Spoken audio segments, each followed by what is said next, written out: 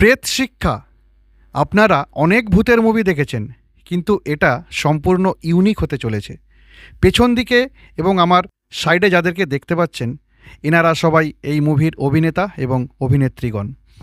তো এই মুভিতে যা বিষয়বস্তু, একজন মুভি ডাইরেক্টর সে অন্ধকারের দিকে ক্রমশ পা বাড়াচ্ছিল।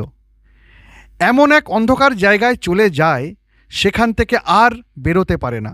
সেই অন্ধকারেই এমন এক ঘটনা ঘটল, যার জন্য ওই মুভি ডাইরেক্টরের জীবন পাল্টে গেল। সব মুভির লাস্টে সুখের মিলন দেখানো হয়, কিন্তু এই মুভিটি চোখের জলে সমাপ্ত হয়েছে।